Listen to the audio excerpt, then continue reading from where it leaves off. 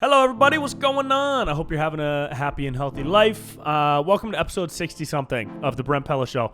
My guest today is a good buddy of mine. His name is Stafford. He is a branding and marketing and content genius. He was recently the creative director on the ad campaign for Tanqueray Gin, starring Joe Jonas. He was a couple years ago on the Forbes 30 under 30 list for people in marketing and advertising, I believe. And he's an awesome dude. One of the coolest people I've met out here in La La Land. Super cool guy, very genuine. We had an awesome conversation about branding, advertising, marketing, creating content. And so if you're into any of those things and you want a nice, a really deep behind the scenes look at how branding happens and for what types of purposes and some really interesting information, you're in luck because I got all that and you will too. It's just cool to dive into some of the motivations behind creating certain types of advertising for brands. And it's cool. It's cool because at the end of the day, we are all just a brand, okay? We're not people anymore. We are brands. Speaking of brands, this episode of the podcast is brought to you by Optimizers. MagnesiumBreakthrough.com/Brent Pella for 10% off your purchase of magnesium. My favorite supplement. I take it after workouts. I take it before bed. Helps me relax. Helps my muscles recover. MagnesiumBreakthrough.com/Brent Pella. You'll also get a free copy of the Biological Optimization Blueprint. A really cool book packed full of health and nutritional information and research and scientific studies to help you live a happier, healthier life. Also brought to you by Blue Blocks. BlueBlocks.com/Brent for 50% off. Listeners of the show can get even more percentage off during the last 2 weeks of June. You get 20% off and 25% off if you buy, I think it's $160 worth of product, and these are worth it. These glasses are worth it. You can get a couple glasses for that much, I believe. I hope I'm not lying. If I am, hey, I'm not. So enjoy that. BlueBlocks.com/Brent. And please enjoy this episode of the podcast with my good buddy, Stafford. Dude, what is your job title? My job title is Director of Content and Social Strategy. At what company? NVE. It's a creative agency for all intents and purposes, but they've been like an experiential agency until I joined. And then I started kicking off their content arm. When you say experiential, do you mean like a Heineken beer bar at a farmer's market in Playa del Rey? That is what I mean. Like activations. They did cooler shit than that. Okay, cool. Can we swear on here? Can we what? Can we swear? Oh, yes. I imagine. Fucking yes. Perfect. Yeah, they did that type of stuff, but like more fun, more interesting. Okay. And we were just talking about this. The NBA thing we're doing right now is just that, like a really sick ass mansion in the Hollywood Hills with creators like yourself and just people who are down to like, one, just like love the NBA, are into the finals, and then two, are rad content creators and can like hold their own and like make cool stuff. So like I'm stoked to be able to be a part of it. And you're the lead on that project. I created the team. Like there was no way for us to make content in any capacity until I joined.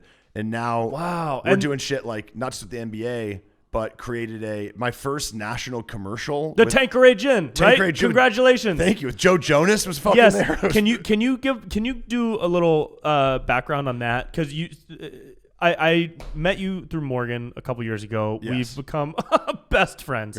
And I knew you at Omelet. That's where you were first working when I met you. That's right. And you were doing creative digital content, marketing, branding, all these words that I kind of just lumped together because they sound like they fit the vibe. They always get lumped together. And so you just did your first ever national spot. So what was your job title on that, and how did that come about? Totally. And then I got to know all about it. I was the creative director on that. So like I came up with the idea for the spot, worked on like Tanqueray came to us. They're like, we just want to do something for this new gin. It's brand new. We've never had like an orange flavored gin before. Mm-hmm. And they didn't know what to do because traditional Tanqueray is very like classy. It's very rooted in like the hundreds of years. Traditional. Yes. Yeah. Why change it? This is a summer drink though. It's like a Aperol spritz of sorts. Yeah. So came up with the idea. On set was like the creative director working with Joe Jonas directly to be like, here's what we're creating. Let's get down. And like build out this world that we created for the gin itself. And why Joe Jonas? Is he a known gin drinker? He's a known gin drinker. He was before.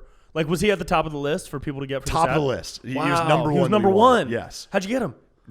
Just Money. pitched him, I guess. Money. Oh, okay. Yeah. Can you tell if you're under NDA? It's all good, but I have to ask if you can say how much he made off this commercial. I don't know, to be honest, because really? that was handled by. He has like a talent group that like does all of his stuff, Jesus, and we're not dude. a part of that part. Crazy. If I had to guess, I used to PA on mega spots like this. Lob something out. Yeah. So I worked on the Bud Light ad campaign for the Super Bowl 4 years ago. It was with Amy Schumer and Seth Rogen. The directors were Neil Brennan. What did you do on this? I was a PA. Oh, sick. Yeah. This is back in your boys' PA day job days. Incredible. Which we hope will not happen anymore, but who knows? Keep liking and subscribing. That's right, baby. So I was a PA, and I remember hearing that they made $1 million, and it was maybe 4 days worth of work. This was one day. Paul Rudd came in and made $250,000. What you did was a Super Bowl ad. It was a Super Bowl ad. That makes sense. And by the way, I made $200 a day. Right. I made $200 a day, and then they were like, hey, Seth Rogen made $1 million, and he's been here for 4 days, and he has to show up for 3 hours a day. And you're there 12 hours. And I was there 16 hours, oh my God. lifting shit, moving stuff, telling people crossing the street to not cross the street. But so you get to say you worked with Seth Rogen.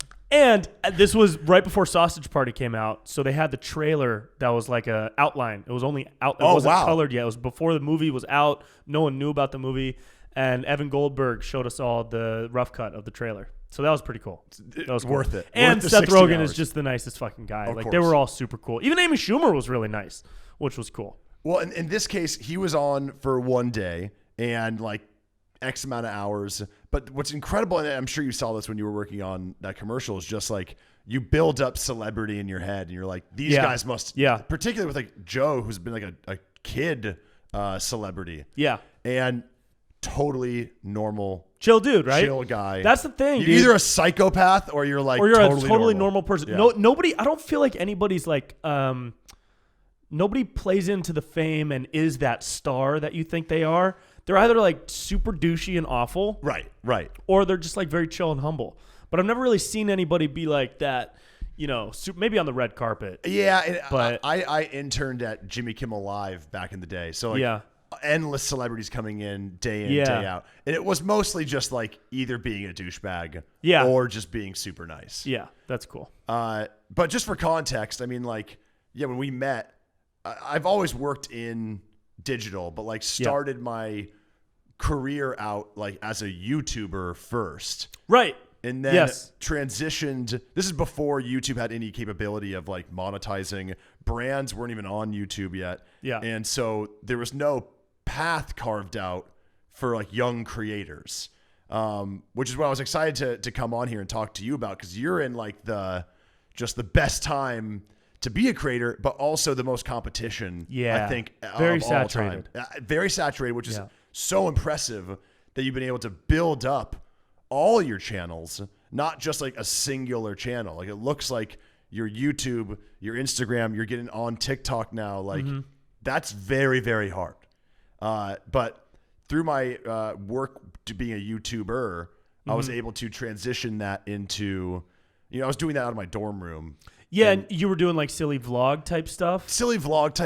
And was pioneering some like brand deals before they were even possible. Like I won this competition online and got the most views in the world for my video with Ford. Wow. And they sent me and my girlfriend out at the time to Spain to test drive the new Ford. They gave me the car. Like I had never driven stick shift in my life, and I was like, just give me a stick. I'll learn on this fucking car. And then I donated that car to like the Children's Miracle Network because I just like didn't need a car. Yeah. But through that, transitioned into working at Redbull Media House, where I actually started to learn about like branded content, how to grow accounts on social, and then work with creators like yourself and a handful of others to do some cool shit and start to actually like build brands. Yeah.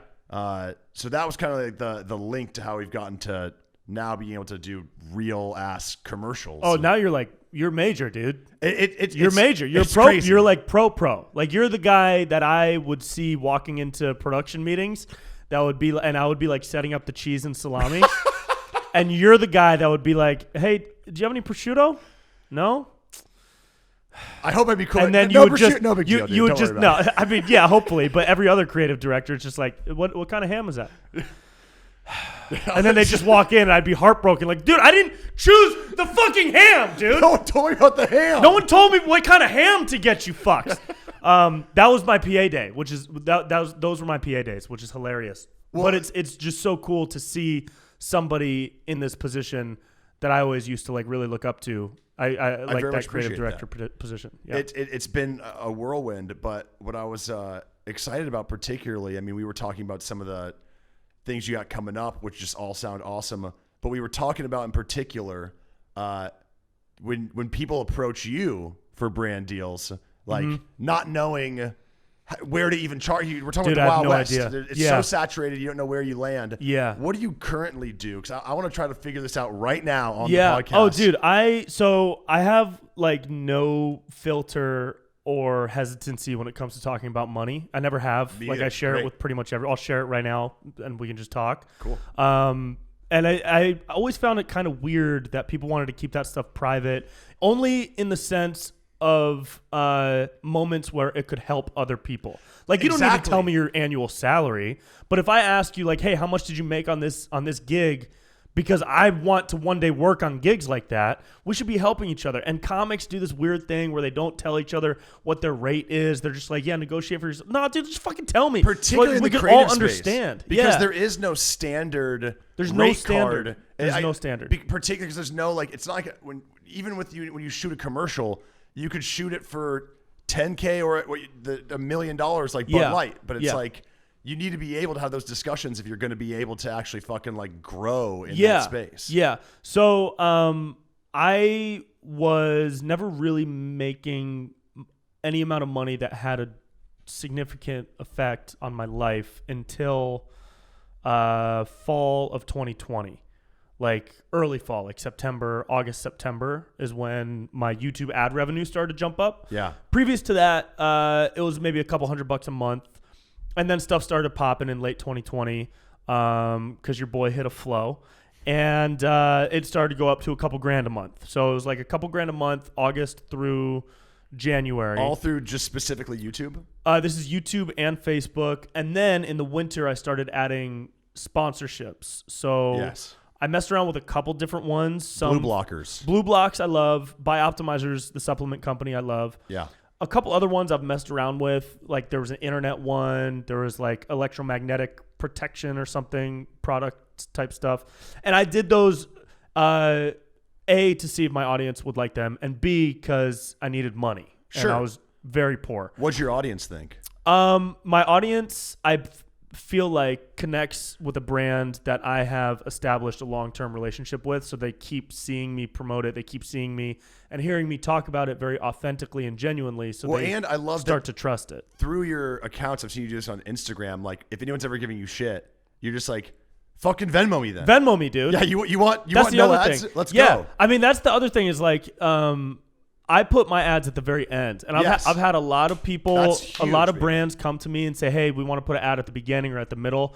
Every single time I say, hey, you can do that, it will be 5 times my typical rate. That's right. 5 times the typical rate. So it's going to be between $5,000 and $10,000. Yep. Or more. Depending on what the video is, depending on what the trajectory of the video could be based on past similar videos. Yes. So it's all there are a lot of variables, but I don't want to sacrifice. I still don't want to. I would rather be poor with dope content that my audience loves than ballin' and rich, but sacrificing my audience's entertainment experience. Well, that's longevity right there, because that's what's actually going to keep this shit going. Yeah. Is not sacrificing for the sake of money. Yeah. And that was a huge one. That when I was like at Redbull and I'd kind of like stopped YouTubing, but I was very close with all these creators that like I was coming up with, and a lot of them doubled down and just stayed with it. But there's a reason that like so many people that were like OGs on YouTube in the early days are not anymore. Yeah. And it's because you easily are just willing to sell out or just replicate exactly what you know worked because the brands liked it, and you're not making for you anymore. Yeah. You're making for some machine, some cog. Yeah. And a lot of people like that lose their creative instinct because they find this niche type of content that they can make and they know will hit and hit and hit, and that's it. And so they'd never try anything else. Or they do what you just said and they start just doing whatever the brand will like or whatever a brand wants them to make. And I've never followed the money. Dude, I've been poor for 30 years. You understand? I've been poor for a very long time. I can be poor a little bit longer. Sure. You know what I mean? Like I know how to be poor. Even when I have money, I'm going to be eating hard-boiled eggs for lunch 6 times a week. Well, you're a healthy guy, though. I'm a healthy guy. Big part of it, yeah, but I'm not going to be going to Erewhon and getting grass-finished steak ass so I can put it in my blender with a bunch of raw cashews and make some fucking thing. Right. I don't need to do any of that. Like spending money is fun, but I feel like I've already built an existence that doesn't rely on spending money or doesn't chase money, and I think that really helps my content grow, and it helps me be your creative. Work ethic. It makes your content grow. Yeah, every time I see you, you are at your computer grinding on edits. And I mean, there's I do need to get an whiteboard editor in here that has all the content that's going to be. Which one of those are you looking forward to the most, dude? Well, because we're about to be working together on NBA stuff. Yeah, I already saw that. Like we talked about NBA, then you posted a basketball piece of content. Yeah. And I was like, this is so perfect for me to go back to the NBA and be like, just look, this guy lives and breathes this shit. Like, it's going to be perfect sense. They might. Hopefully, they don't trash me for Monday's video. Well, so we'll see. They're we only see what we want to see. Monday. You know? Okay, cool. Yeah, that's it. That's what I like. Monday is. By the time this comes out, the video will have already been out, so we'll find out. But it's. I'm doing this video called "If AOC and Donald Trump Jr. Were Best Friends," and the whole video is them just like, we get along so well. Our favorite color is yellow, and we both love stereotyping and generalizing millions of people. It's phenomenal.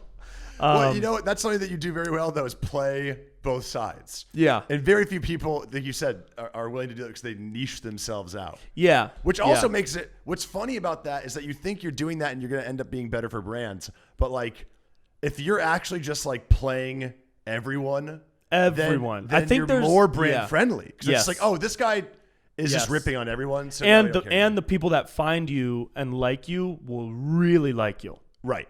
When you're not like pandering to a specific demographic, you know. But as far as money stuff goes, I think I've turned down like 99% of people who've offered me stuff. A lot of whom. What's the low? Okay, so if people are coming at you and just going. Dude, I'll say this: Manscaped. Hey, you guys make so much fucking money, Manscaped. Manscaped came in and they wanted to put an ad on my video for $800. Right. They make tens of millions of dollars a month. They're valued, I think, last I checked, at $700 million. Makes sense. $800? Dude, fuck Manscaped. No, not gonna do it. I bought the trimmer. Yeah, I'll start there. And they got me in. I never subscribe to shit. Yeah. And I am certain I did not click on anything to fucking subscribe. Yeah. And I looked at my bill and I had some bullshit like extra blades coming in or whatever. Yeah. I had to. The package hadn't come. I was like, stop the package. I don't want it. Yeah. I don't want to pay for it. And they still were like, well, we can cancel it for next time, but for this one you have to pay for it. I'm just like, oh God, that's so fucked. That's how you make $700 million, dude. They know what they're doing. 100%. There's a reason that shit happens. Yeah. Yeah. So a lot of companies like that. There was this other company that does like originally designed, custom designed bouquets of roses. And they wanted to give me $400 to post an Instagram reel.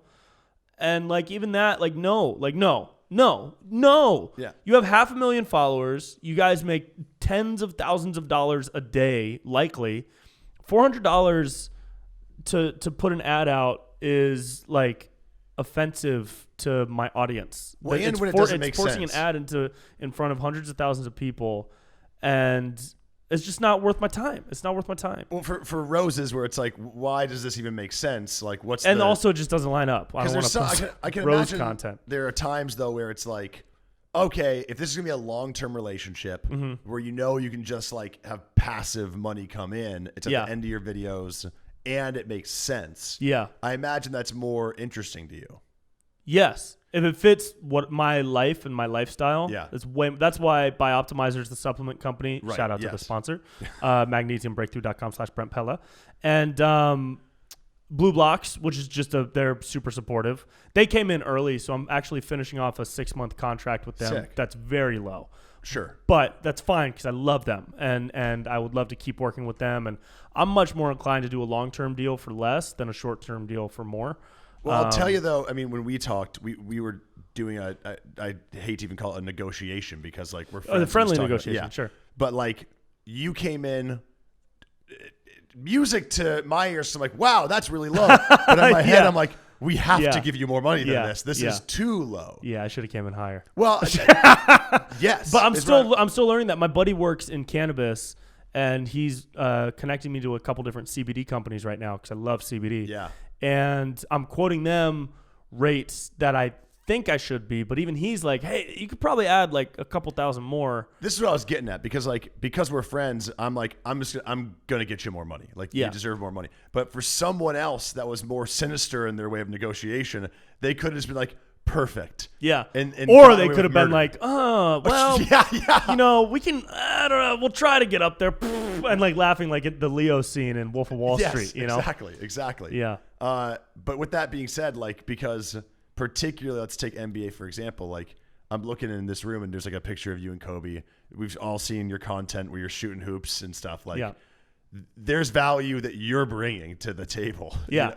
And whether it's NBA or not, I think that's the big takeaway is like recognizing the brand that you are. Yep. Like you're a fucking brand. And I know you know that, but I think that So talk to me about that. Yeah. Now, because we're in an age right now where everybody is a brand. It doesn't matter if you're a school teacher or an actor or a singer or a producer or a metal craftsman. Right. We're all brands now. We all have like our own individual brand now. Yeah. And we've risen as a society into this social media place where as soon as you start an Instagram account, you have a brand. Right. Now, to somebody who tailors messaging around a brand, sure. Do you like? I know you don't look at everybody like a brand, but how does that like factor into your view of the world in the sense that everybody has their own brand now? Like, are you constantly thinking about your own brand? Are you looking at your friends like, you could make a better brand than that? Or like, are you feeling energies of people and just? I'm probably a little more cynical about it. Okay. Just because of all this. Like, I very much try to like not think of myself that way. Yeah. But it's hard to turn it off because it's just like you're doing it on a daily basis. But I wouldn't say I'm like actively like sizing up the brands and the brand qualities of like each person and what they can do. It makes more sense when like, yes, everyone's a brand, but just like in the real world, there's like really shitty brands and really great brands. Yeah. And so like, yes, if my sister has her account and is like talking a lot about being a mom, maybe that's fine, but she's also not trying to like sell anything. Yeah. She's not trying to like create anything necessarily for a larger audience. You are like, you have a mission. Yeah. That mission is like to entertain. And I imagine like even beyond that, there's like elements of like health, fitness, and these other things that fit within that world of entertainment. Mm-hmm. So like you actually are selling something, a commodity. So one of the reasons that I look at like, I hate the word influencers too, because it's like, it makes me gag every time I hear it, but go ahead. Yeah. So influencers, it's a commodity in a lot of ways because like you said, there's like thousands of them. So you do have to start thinking it that way. Like, what is the element of my brand that is different and can add value to whoever's trying to pay me in order to, one, look out for yourself, but two, make that long-term relationship. Yeah. Because at the end of the day, like a one-off is fine, but doing it multiple times is the best. Yeah. So I guess it's like a long way of saying like, when it's people like yourself, I think there's a lot of like ways to start like assessing that and being serious about like creating that brand and like sticking to your guns there, because like there are ways you can like devalue yourself by simply there's a term in that all these brand managers will use, and it's like, if you talk first, you lose. And it's like, if I am asking you to do something with the NBA, then this is a rule forever from now on. if the brand's like, what do you cost? You never answer that question. Never answer that question. You need to be like, what is your budget? If they don't have a budget, they're bullshitting. Like, that's not a brand you want to work with anyway. You don't want to work with a brand that doesn't know how to put a budget together. Yeah. They should be strong enough in like their marketing it, because that means their brand's probably dog shit. Yeah. If they haven't thought about like, how much money do we have set aside for this campaign? Yeah. So stonewall them. And then if it is a brand that you respect and love and they're still hardballing you, maybe you can give them like a really high range just to kind of like punch back. Yeah. Yeah. But if you give your thing first, more likely than not, they're going to win in that negotiation. Interesting.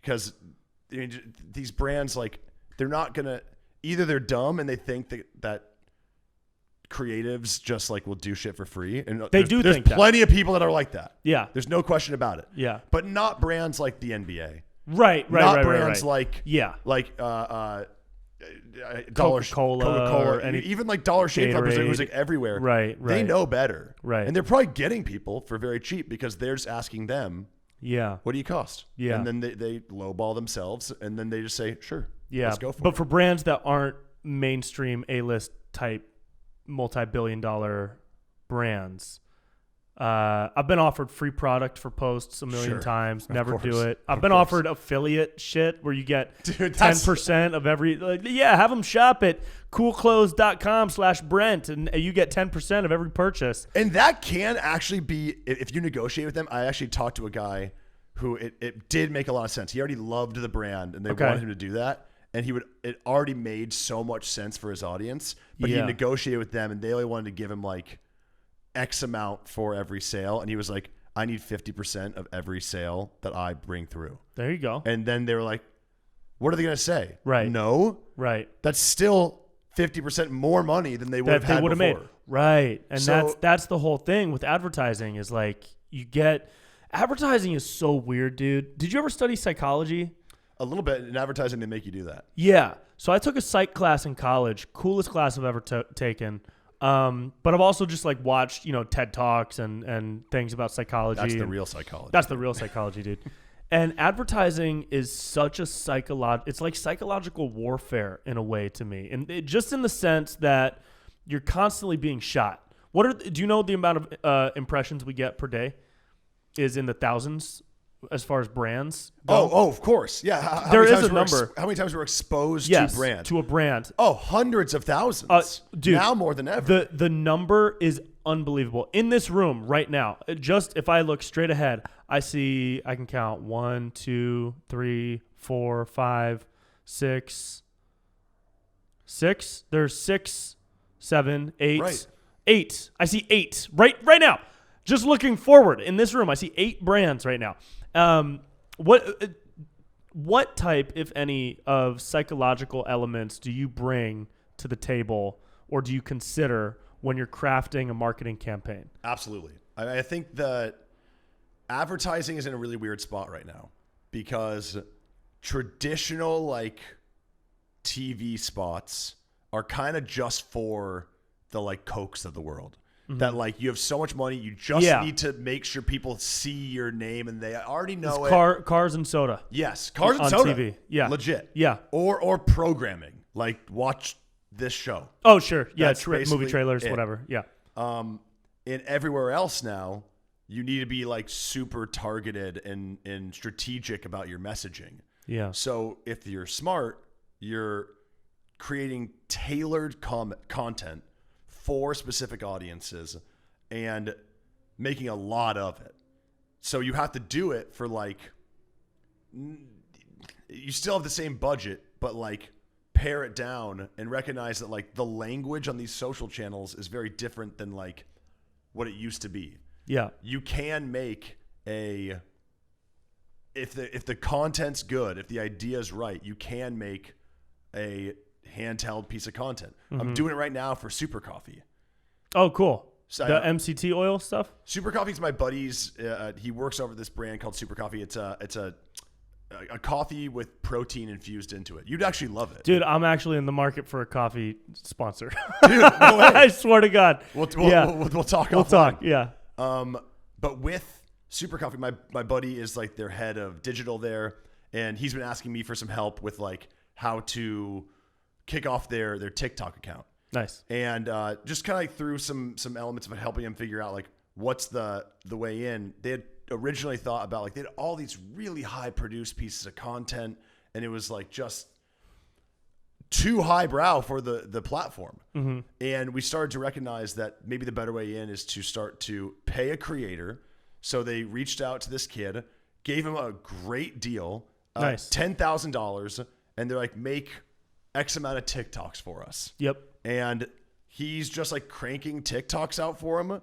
They just like approve them like on the side, and they grew 20,000 followers in a month's time. Amazing. Yes. Yeah. That's on TikTok? Yeah. Cool. But it's just a different strategy. It's like speaking the language of the platform as opposed to trying to talk at people. Right. Like you need to prove as a brand that you're not a tourist. Yeah. You that you actually know who you are. That you speak their language and you are a part of that. Right. That's like the strategy I'm trying to think about all the time. Or the other side of it is actually adding value in the real world. Like brands who can really put their money where their mouth is and like just do good. Like Tide does it really well. When there's like disaster relief, they're out there like right doing people's laundry. Yeah. It's like, okay, those people are very likely, whether or not they're going to buy Tide afterwards, they have a very fucking good feeling about Tide after that. Yeah. And they'll speak well of it, if not very likely buy Now, it. do things like that come out of a annual marketing budget?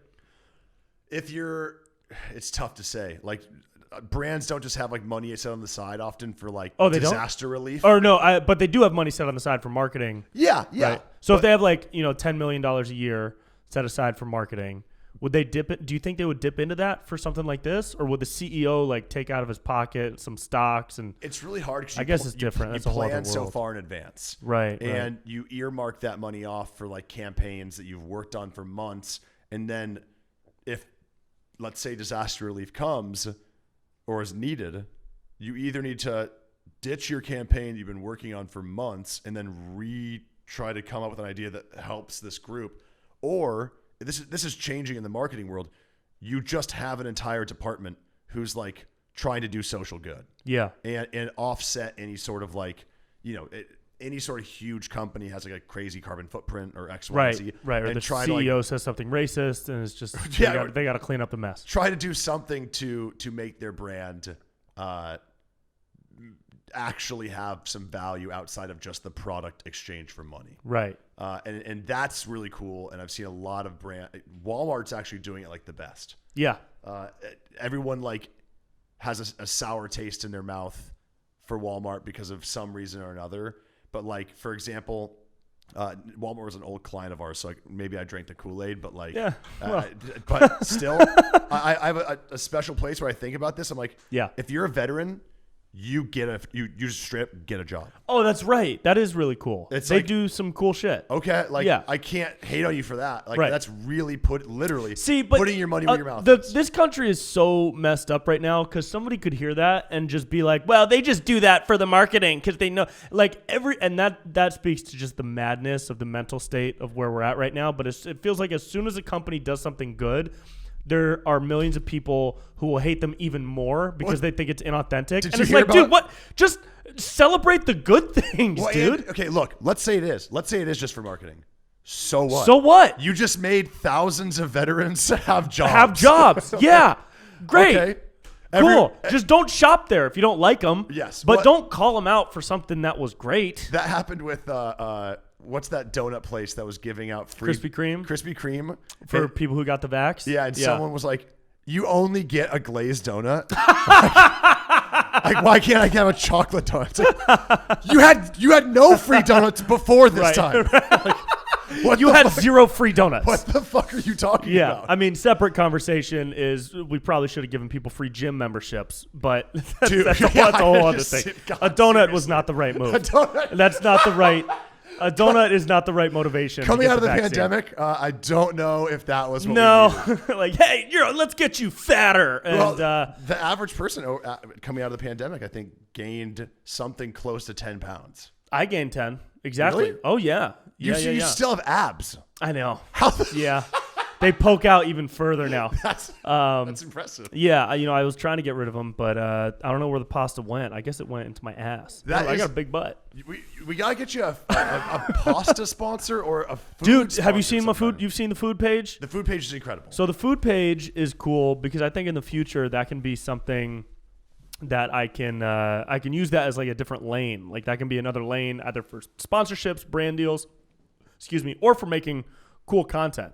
Like, that's going to be something I want to work with pasta grannies. You know what I mean? The YouTube channel where all these old Italian women that don't speak English are making pasta on a mountain next to a goat. It's the most amazing. I watch it before bed every night. It's called Pasta Grannies. Where are they based out of? Italy. This middle-aged British woman flies all over Italy, and she goes to these huts and these small villages you've never heard of, and she finds these 90-plus-year-old women that still make pasta by hand, and she goes in, and every video is a new pasta dish from a different region of Italy, and I watch. It's soothing. It's so much soothe. Have you thought about bringing anyone into your food stuff? Like doing a collaboration of any kind? Not yet. I want to get bigger first. Well, yeah, but I mean, it's only at like 1,000 something on Instagram, and Instagram is the only place it is. But you take it very seriously. You actually make your own pasta. Yeah, and it's very good. You made me pasta. I did make you pasta. Hand delivered pasta. I hand delivered pasta during the pandemic, and I'm even better now, dude. So we'll have another little night and do some pasta. Yeah, so stuff like that is really cool because I want to when I think about like my brand. What was the other question I had? Well, because I was just to the I'll point. Ask that later. The point of that, it's like you also don't have to wait for brands to come to you.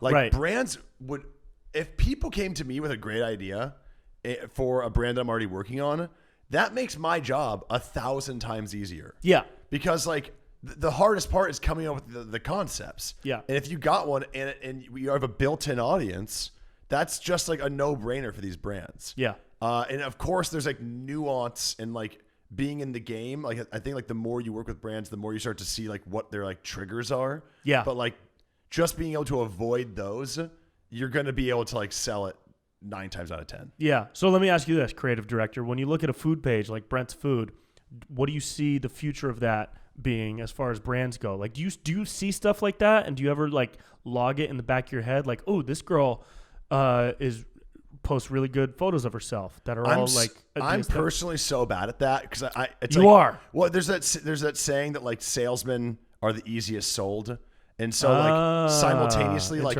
I make social content. And I'm just, and when I'm on social, I'm just like consuming. I'm just like, this is fucking awesome. Not logging any of it. Oh, cool. It all just that's like fun. washes over me. Okay, cool. But with that said, I mean, critically thinking about it, I think that the way in, because we're past the time of just a picture of food.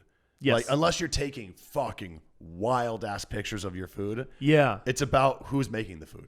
So should I start incorporating different pieces of content into that food page? Because right now it's just, and we're talking about, guys, for those of you listening at home, we certainly are talking about branding Brent's pasta Instagram page. Yo, we'll look at it 1 year from now. We'll look at it 1 year from now and see where it's at. And I mean, I think actually like putting yourself in it more, like being a part of that process, because a big part of it too is like, you're a little bit of you can speak fluent bro.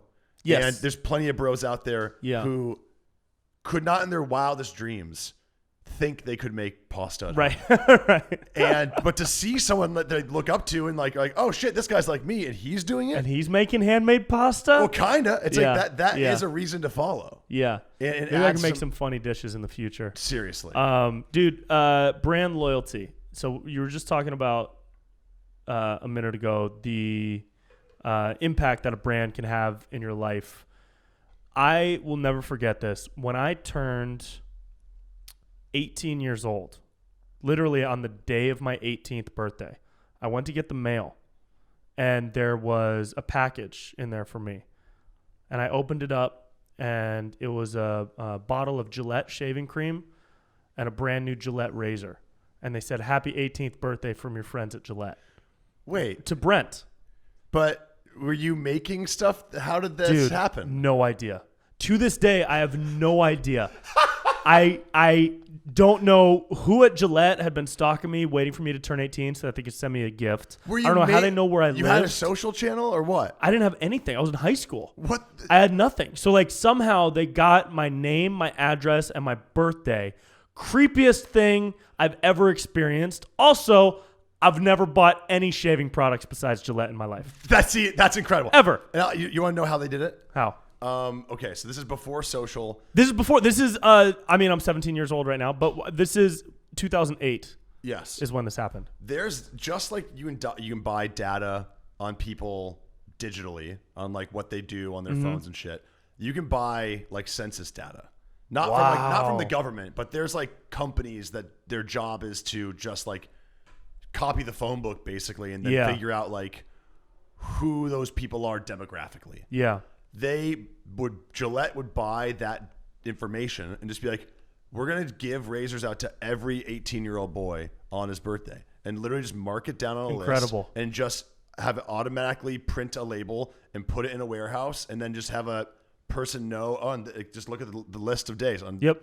I'm sure there's like in your city, like at least 10 people with the same birthday that are around the same age. It might not be 18, probably 16 to 21 they were doing this for. Yeah. And just sending these out on their birthdays. Even if it is just 18, you think of the kids in my high school graduating class, we had maybe 12 to 1,400 in my graduating class, I think. Or no. That was at the school. How many? Whatever. A couple hundred kids. And that's your brand now, though. That's my brand now. I've spent hundreds of dollars on Gillette since I was 18 years old. And I have like the two companies I have most invested in for brand loyalty are Nike and fucking Gillette, dude.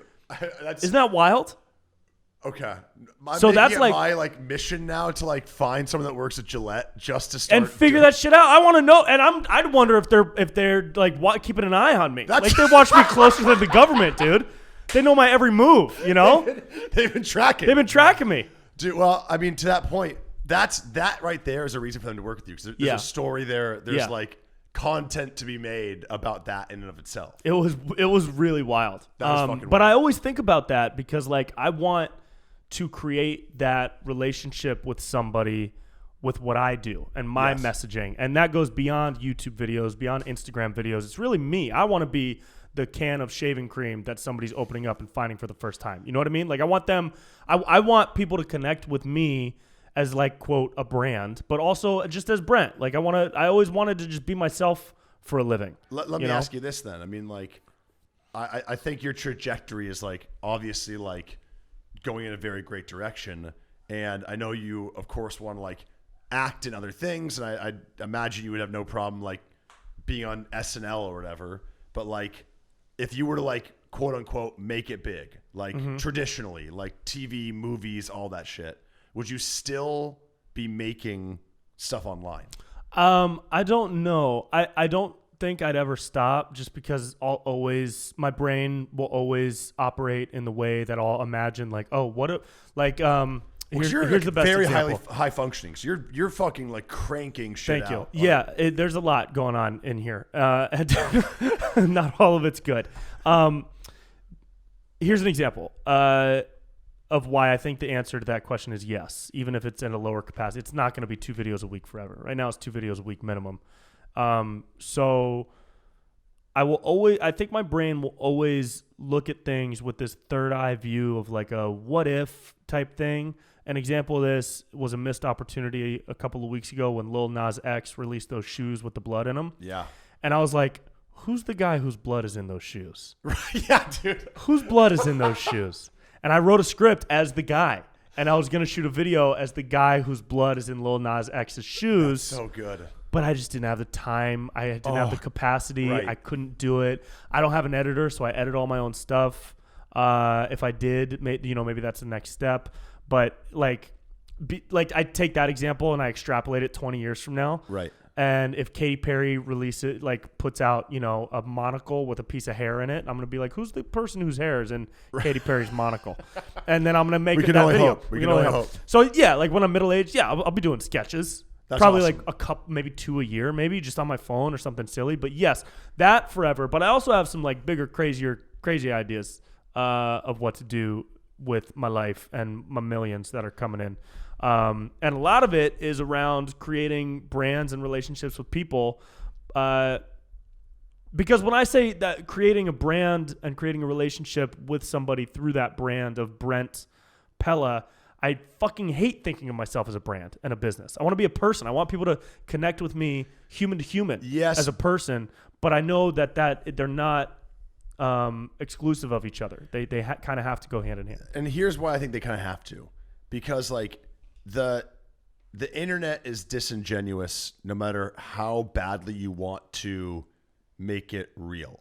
Like you can try your best, but there's no way you can reply to every single person that you that comments. There's no way you can reply to every message.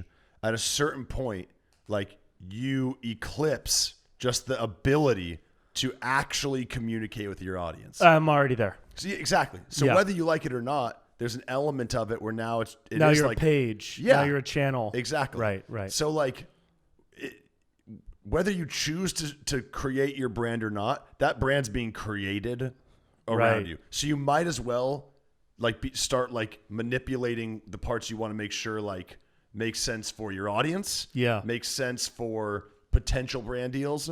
Manipulate's probably the wrong word, but just like making sure you're thinking about it in some way. Mm-hmm. So that way someone else isn't creating your narrative for you. Right.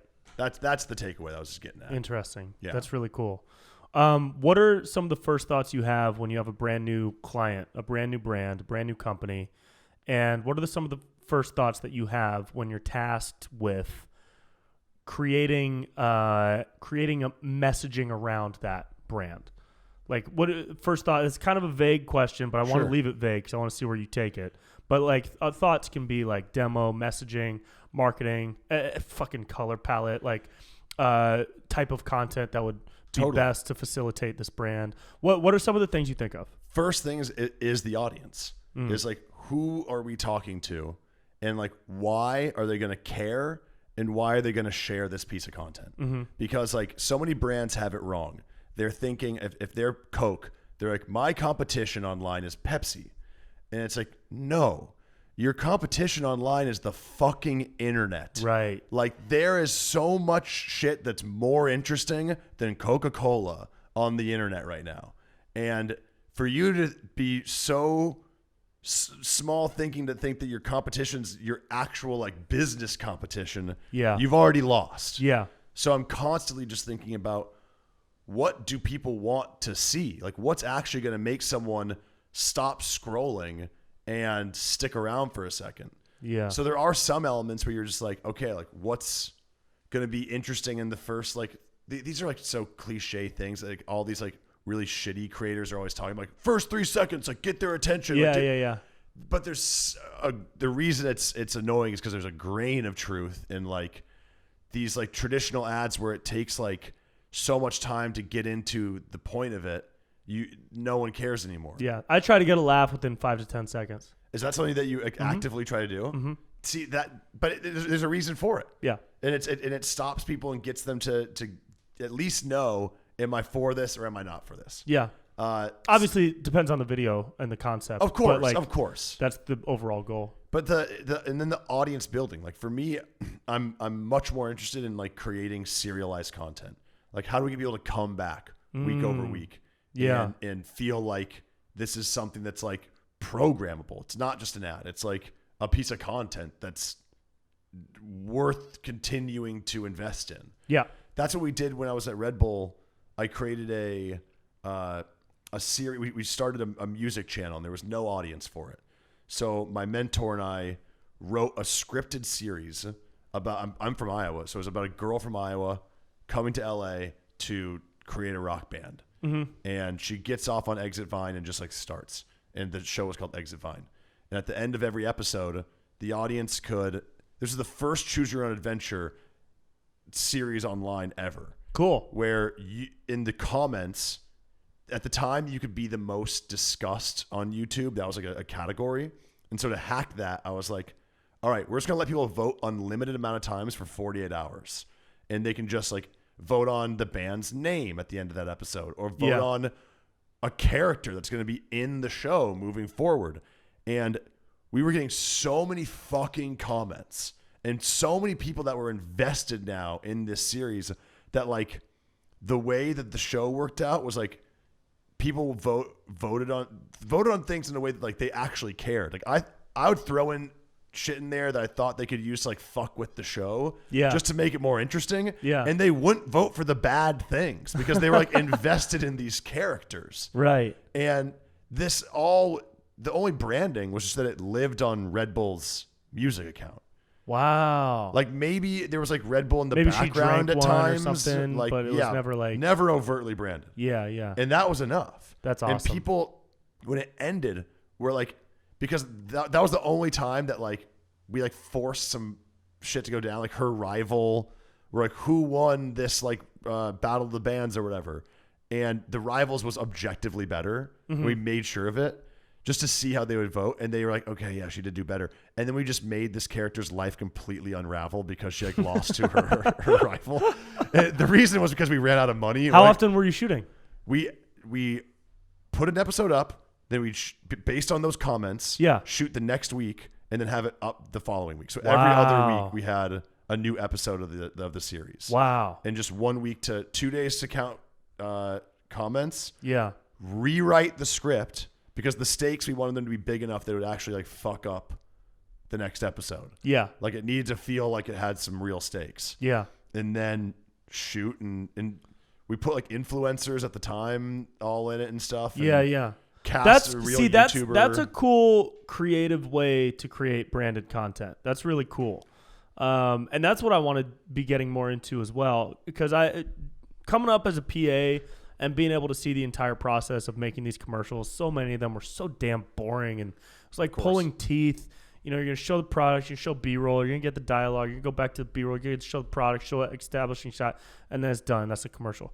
But then there were like really cool ones that were really creative and fun. There's this director named Jake Szymanski. He used to direct at SNL. He was a director for some of the shorts. That name sounds so familiar to me. He's done a lot of commercial work in LA. He also directed a movie, I forget what it was, but it's fairly well known, a couple of years ago.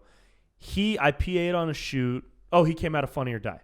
I PA'd on a shoot where it was for an AT&T campaign, and the guy from Modern Family, big overweight guy who's gay. He's actually very, very straight in real life, which is hilarious to see him straight. He plays it so well. And Jake directed him in the commercial. This was very early in my LA life, so I wasn't really full on doing stand-up or improv yet. I was working at the Cheesecake Factory part-time. I used to work at the Cheesecake Factory. Get the fuck out of here. Yeah. Which one? In Des Moines. Oh, hilarious. In Iowa. That's right. That's so funny. That's right. Yeah, I was at Grand Lux Cafe in the Beverly Center before it closed down. Did you serve? No, I was a host there. I was a host. Out of college. Come on, dude. Come on, bro. Shitting you. For real? Yeah. Hilarious. That's wild. Then they transferred me to the one in Playa, is that Marina Del Rey? Okay. So it was like the fancier one. Yeah. But also no cheesecakes are fancy because people come in and flip-flops and shorts and wear sunglasses indoors. It's the weirdest vibe in there. And being a host is the saddest scenario. Yeah. Because you have to size people up. And I mean that literally. Yeah. Because at least at our Cheesecake Factory, if it was you had to like size people up because of the half booths, half chairs, those tables were locked in. Right. You can't scoot them. You can't scoot. So you had to like, you just kind of knew whether or not someone could fit in a booth or not. Yeah. And it just puts a very awkward scenario between you and them of like, am I in charge now? If we're full of I get to play God now? Oh, God. But I'll tell you, those Buffalo Blasts were a whole other deal. But, when I was working there, and then I'll get back to the AT&T commercial thing. When I was working there, I ended up quitting because I was getting PA jobs and I was more into stand-up, so my mind was elsewhere the whole time. I was, like, forgetting to seat people and just not giving a fuck. I was like running food to the wrong place. I was taking way too much free soup. That's the only thing they would let us have. And the soup and the bread. And the bread. And I took so much that they started to say, hey, just like take one bowl home. Yeah. You know? And I was taking like Tupperware. And I would write ideas on the back of receipt paper. Like I would print out 6 feet of receipt and I would write ideas and shot list sketches. That's how. Did I do the Eminem one there? I did. That might have been right around the time I was leaving Cheesecake Factory is when I wrote the very first Eminem video. No way. Yeah. And I was writing stand-up on it and like sketch lines and sketch ideas and stuff on the back of receipts. I think I might still have some somewhere. That's amazing. So yeah, around that time I was also PAing, and I'd worked on this AT&T campaign with Jake Szymanski, and it was so fun because it was produced like a sketch comedy show.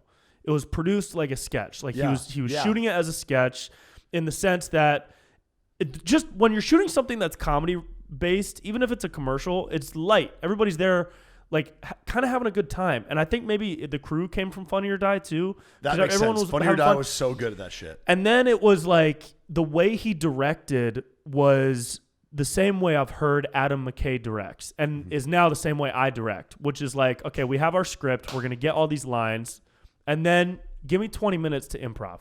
Let me direct this guy with brand new blocking he's never done before. Let me hold the camera and let me be DP. Let me throw a bunch of lines at him. And it was so fucking fun. He was throwing lines at the guy. The guy was throwing lines back, and they were doing all this stuff. Everybody was laughing.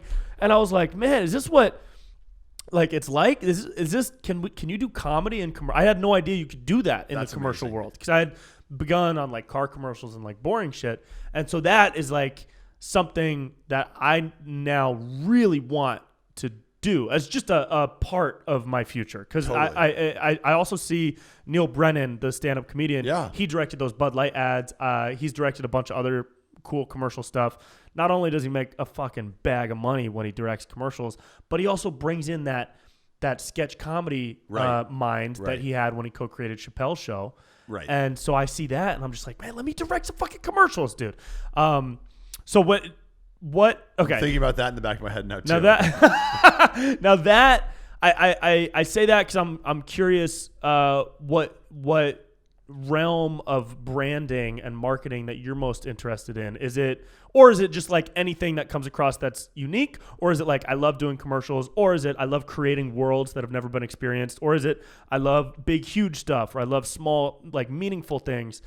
Or anything else? That's a really great question, because like I struggle sometimes too with like, where would I draw the line? Yeah. Like particularly when it's like a brand. Like is there a brand where I'd say no to it? Yeah. Like traditionally speaking, like cigarette companies, for example, like no agency with like a worth their weight is gonna do cigarettes. Mm-hmm. But like every agency's down.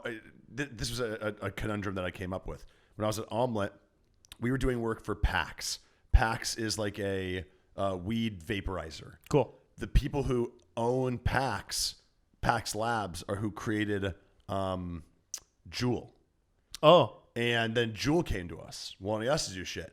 And in my head, I was like, this is awesome. Yeah. They're trying to get people to quit smoking. And I'd heard all this shit about like teens vaping. I was like, that's bullshit. Like, the ends justify the means. Yeah, like, so many thousands of people are going to quit smoking.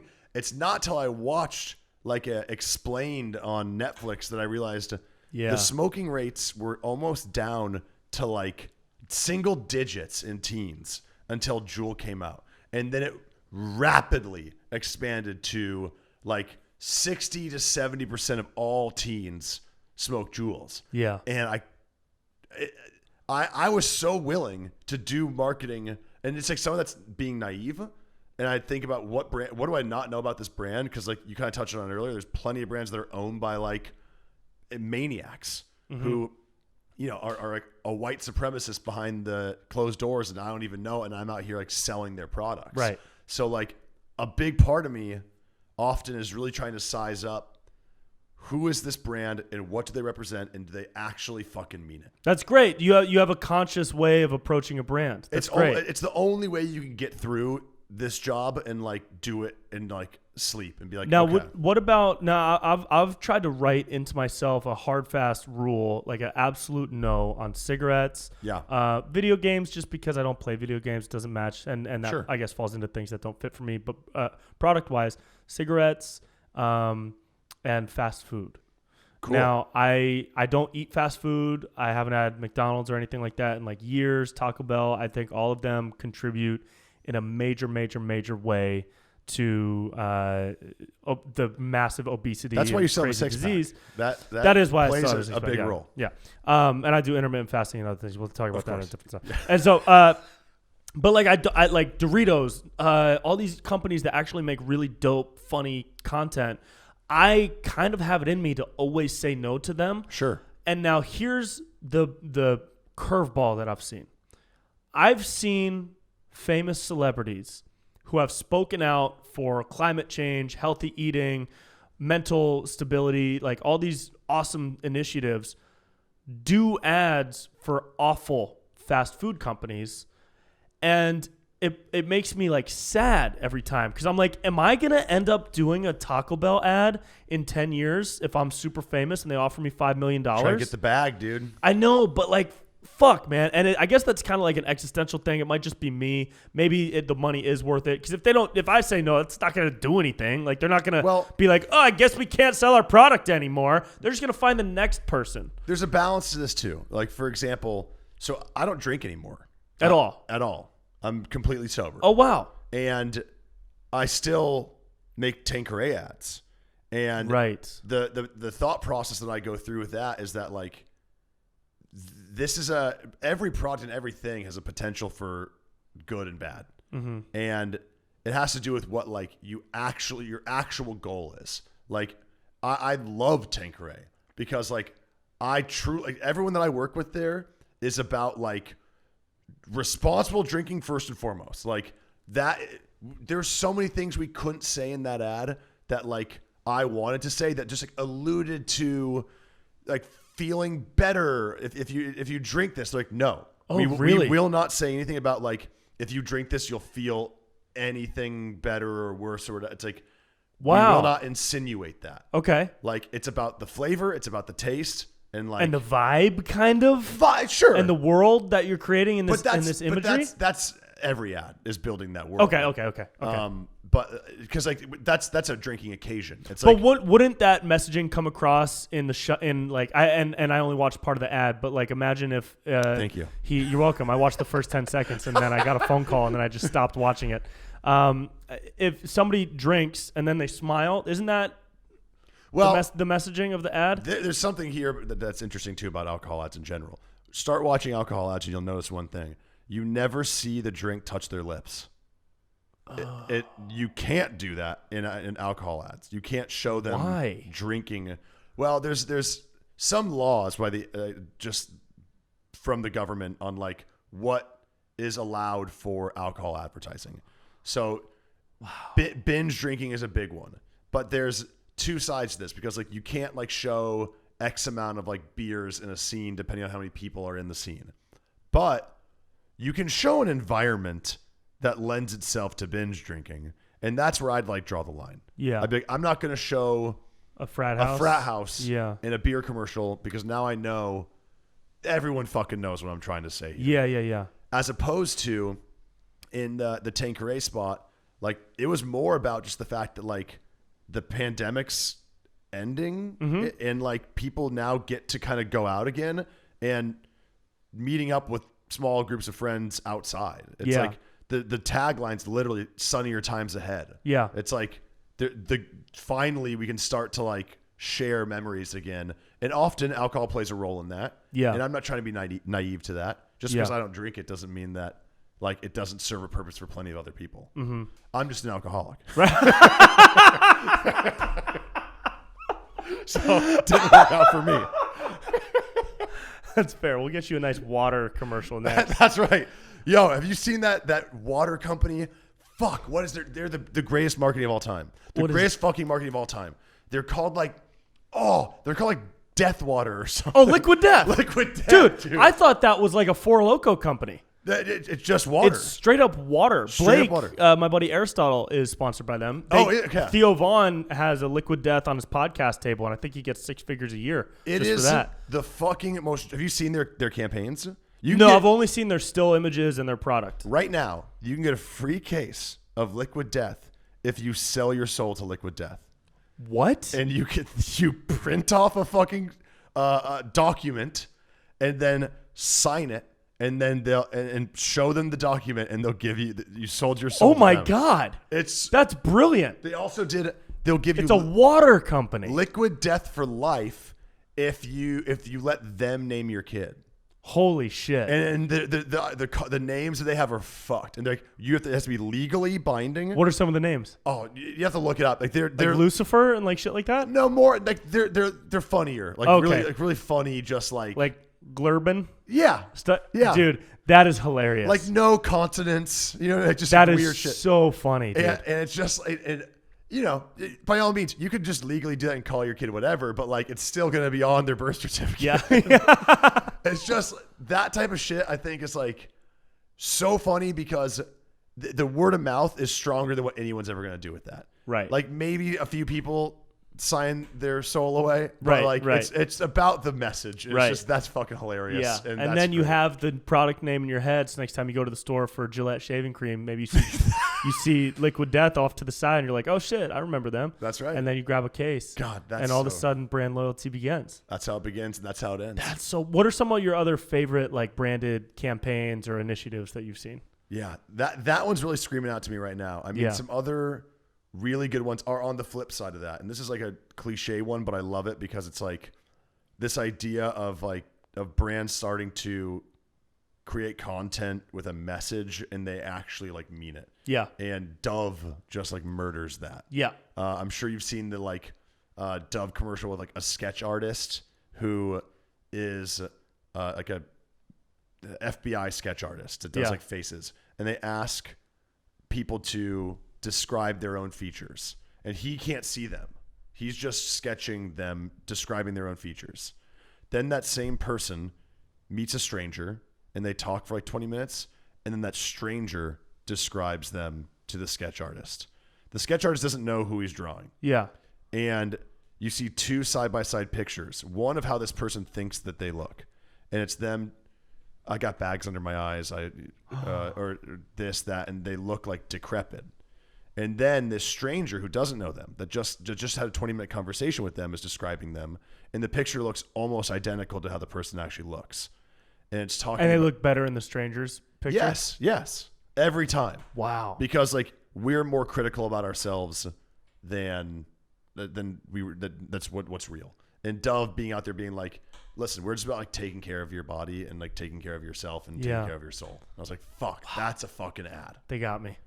Dove, you got me. Check it out. Dove got me. You'll find it. That's it's wild. That's really cool. So, but that's like, there's a message behind that. Yeah. It's brands trying to do more than just like, of course, like, yeah, they're trying to sell you something at the end of the day, but trying to make an impact. They're trying to build a relationship, right? There's a message. Isn't that the goal for every brand, is to build a relationship and be like, you'd hope. Right. Well, is it a goal for a lot of major brands to have people, when they think of their brand, have a feeling, have like an emotional attachment rather than like a taste or a smell or right? Is that a goal? I mean, the big one right now that all brands are trying to get is like, so like you want to be the brand when you say pizza, what's the first thing you think of? Domino's. Okay, I think Pizza Hut. Now, interesting. That is going to be the most valuable thing coming into the next 10 years. Pizza? Pizza's going to be currency. Bitcoin's leaving. Bitcoin's out. Pizza's in. The word association. The word association, Because with things like Google Home and Alexa and all this shit, it's like you say, Alexa, like order pizza. Or you say, Alexa, order Domino's. Mm-hmm. You're not gonna voice command is going to be skyrocketing in the next 10 years. Yeah, and you're not looking things up. You're just going off of what you know. You're just going off what you remember. Mm-hmm. So it's not like you're like Googling right now. Like I'm ordering pizza online right now, so like I might Google like pizza deals, But when you're doing voice, it's just like, what is my word association to the thing that I want? Yeah. So brands are fighting right now for being like associated with words. Yeah, because soon we're all gonna have a Jarvis, right? From Iron Man. Remember? Oh, He's like, Jarvis. yeah, exactly. Wasn't that the thing's name? Was it Jarvis? It was something like that. I was thinking like just Ask the fucking Jeeves guy. when you said that. I was like, Yeah, what the fuck are you talking about? Yeah. Soon we're going back to Ask Jeeves, baby. We're all gonna have Ask Jeeves in our house. How fucking awesome. That would be pretty cool. We're all gonna have fucking Siri everywhere. Yes. We're just exactly. gonna walk home and be like, Exactly. "Hey Siri, can you order dinner? What would you like? How about sushi?" And then whatever the most recent sushi spot. So that first one that you choose is probably gonna be the one you go back Well, and to. that goes to like ranking too. Like, that's why like word association is so crucial in the way brands like just work with Google. This is what's so scary about all this shit. And this is actually where I disassociate myself. As much as I love advertising and love being able to do like really deep targeting to get an ad in front of somebody that like it's going to work for, I do not believe in tracking your data, tracking your shit. What the fuck? What's up with that, dude? If you want your data tracked, like I do, I'm fine with it. I'm like, particularly when it comes to ads, I'm like, I want the good ads. I want the thing that if matters for I don't me. want any ads, but if you have to course. see ads, Of course. which you do because we live in a capitalistic society, how would these companies operate without Although ads? I've ad blockers on everything. Really? Yes. Social So- media? Yes. Does it across work? the board? Well, if you're scrolling through, it depends. Okay. Brands can have their own account, in which case, no, it would not work. Right. But like a paid spot, yes, it'll work. Oh, interesting. But the, what were we talking? Oh, tracking data. Yeah. You want to hear something really fucking scary? Yeah. Roku. Roku's the number one in-house OTT box. So like it outperforms Apple TV, like because it's in basically every fucking TV. If you don't have it in your TV, you have the Roku box, and Roku's automatic setting is listen to the room. What? You have to go into your Roku and then say turn off listening. So no one knows that. What? And they not only do they listen to everything you say and categorize all your words so that they can give you ads in Roku, they sell that data and sell it to their advertisers to be like, you want to know how to best reach our target audience? Well, this guy's talking about cat food a lot. So let's fucking get him a cat food ad. Holy shit. It's so fucked. Now, is this for people who own Rokus only? This is what I know about Roku. I'm sure there's a lot of other Why elements would that- if Roku's doing that, why would my Apple TV not be doing that? well, because maybe they have a conscience and maybe they know that like Apple? well, let me say that more knows? like this. They probably know better than Yeah. to have it be automatically turned on. I think the audience for Roku is not a tech savvy audience. Mm-hmm. You don't buy a Roku because you want the hottest tech. You buy a Roku because you want to you can stream afford it. Netflix. And it's cheaper probably. Yeah, it's an easier entry point, and you just want to stream your shit, and that's it. Mm-hmm. You buy an Apple TV because you're like kind of like thinking more about It's the the hype culture. of the Yeah, hype yeah. of all that shit. Yeah. And people who are into that hype at least know a little bit about like tracking data, maybe. Yeah. But Roku, I think they're preying on the fact. So is people that don't know. a true fact as it stands right now? As it stands right now? On May, here we sit on May 21st. 100% right now. If you have a Roku, go into your settings and turn that shit off. That is so. I don't get how that's legal, bro. The legal ramifications of that are what? I guess there aren't any rules when you set up your Roku, you click agree and it's somewhere in that Done. tiny print. Done. Holy fuck! But that's the whole thing that Apple had when that shit went down like a year or two ago. Of course. is it was all in that fine print. And that's happening right now too with Apple and Facebook. Yeah. And this is why Apple wouldn't do it, because they're putting their money where their mouth is and making all the apps, and they're doing it for more sinister reasons than because they don't want to track your shit. But what's happening right now is if you have a new app or you update your app, you have to explicitly give permission Right. for them to track you. Yeah. Now Apple's only doing that because they want a monopoly on your data. They don't want Facebook to have your data because they want to sell your data. And if Facebook has your data, then that's competition to them. So if Apple allows you to choose whether or not you want to be tracked, they look like they're being the good guys because everybody's going to choose not to be tracked. But then they're still tracking you through the phone. They're still tracking you through the phone, but they're also, aren't they still? Now, they may not be able to see like what's going, but they can definitely through like, let's say you're still using like the Google Maps. Yeah. Like they can start to understand your patterns, start to see where you stop and start and do all the shit. And it's still very much usable data. And the most important data is just knowing where you are in the world. Yeah. That's how they can start doing better targeting. If they just know you're physically in California, in Venice, California, then like, oh, okay, all these businesses that are around here, you should fucking market to these guys. Dude, that's wild. We're laying the foundation right now for all of those futuristic sci-fi shows where people walk past a wall and the ad changes. Yes. And for one person it's soda, for the next person it's diapers, for the next person it's dog food. And I feel like this is just setting the foundation for that. And it's very scary. But where else does it go though? Like all these companies in a society that's built on capitalism, right? Now you work and we all have to make money. Anybody who says money doesn't matter is naive and ignorant. Like, you don't have to like center your life around money, and I don't, and I'm sure you don't. But I know people who do, and even if you don't have the number one priority of waking up every day and making money, you still can't live in the society without money unless you're a nomad. Of course. You have I'm trying to figure out how to frame this question. Maybe it's not a question. Maybe it's just a thought. You work on a side of corporate business where the overall goal, boiled and filtered down, is to make the brand make money, right? To assist them and help them in making money. Yes. What do you think of the growth, where that goes? Because no brand is complacent. No brand is like, cool, we're good, like to just never rise anymore. Like if we make this much forever, we're chilling. Gen Z's changing that, and they're changing the tactic in which you have to do that.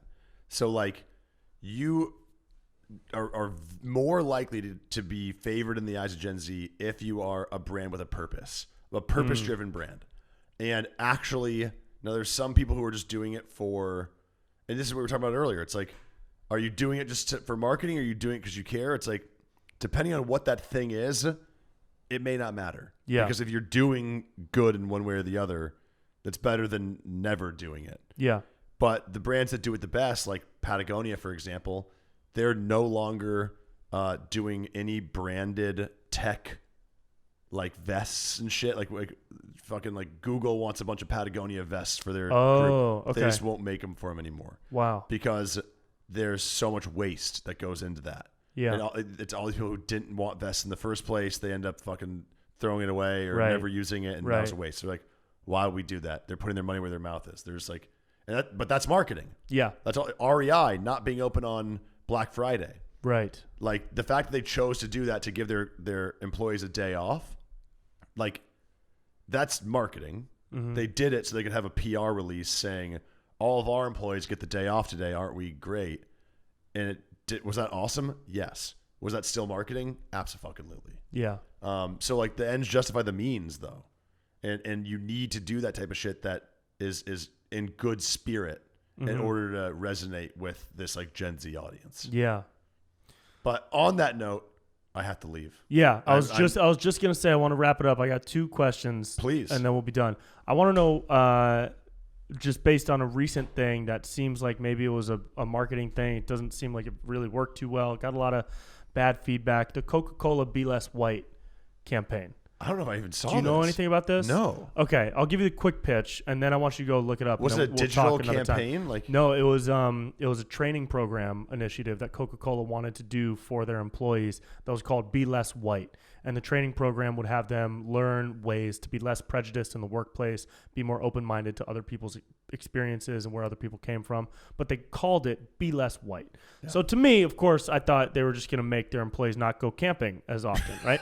And eat less mayonnaise, which I do think should be a program. But the whole idea of it, to me, it felt shitty because, like, no, you should just call it, like, Be Less Asshole.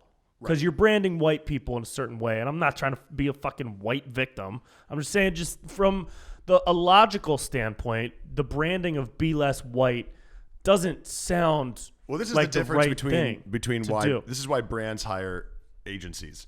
Because when brands start to brand their own shit, That's literally when you end up with Kendall Jenner on the front line holding a Exactly. Pepsi thing. Yeah. That literally was done by their in-house team. Oh, really? That's why it So did whenever a poorly. brand does a terrible thing that bombs, it's usually an in-house team? Usually it's the in-house team. Will a brand bomb on purpose just to get the attention? No, never. Really? Well, I mean, not a Pepsi, not a Coke. They're not going to do that. Because a couple of brands have like really bombed over the past couple of years. Some brands might, but like, man, I'd be shocked. I'd be fucking shocked. And if they did, I'd love to see that case study because that's some wild. That's action. a wild That's a risk action. you're taking. Yeah. Okay. All right. Well, anyways, look up the Coca-Cola thing. We'll talk about it another time because I just thought it was a really weird thing, and I didn't quite know if like, are they doing this just to get eyes on them and be trending? Like, does Coca-Cola need to be trending, or did they actually misfire? Like a great program. First and foremost, yes, teach people how to be not prejudiced and how to understand where other people come from and everything. But like, don't assign a color to it. I think brands internally just have a hard time being able to like navigate any of this shit. Yeah. So that doesn't surprise me. Yeah. Okay. Last thing. For anybody listening out there that's a creator, I know a lot of people make their own stuff or want to make their own stuff, or even just in general life, live their day to day, and we're all suffocated by brands left and right. But what do you say to somebody who's trying to actively work on creating a brand or get into this realm of creating for specific purposes and targeting people? And totally. Like, what can you leave somebody with as somebody who is on the Forbes 30 under 30 list, bro? That's What can you leave the people with? I'd start with just so many people are fucking talkers. So many people say they want that, but aren't doing anything to actually make that happen. So like, experimentation is probably the number one thing you can do. Like, not being precious with your content, not being precious with your ideas, not being precious with your interest in like starting something. Just be fucking prepared to fail and fail a lot. Like, that's really good for you. Mm-hmm. And so many people are crippled by the idea of starting because they want to be the best at it. But like, everyone that did anything interesting was first bad at that thing. Yeah. And I think you need to start by just like grinding that out and being willing to like pivot.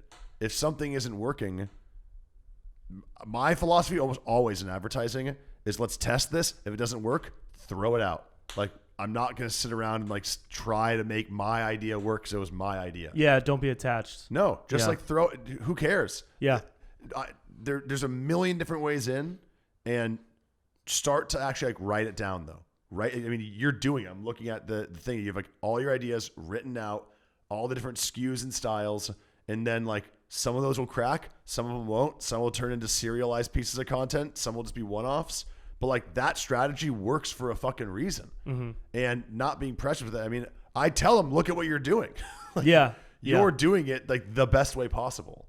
And then putting yourself in an environment where you can create, and I hate to say like be in LA, but it's like, make sure to surround yourself with people that have similar interests.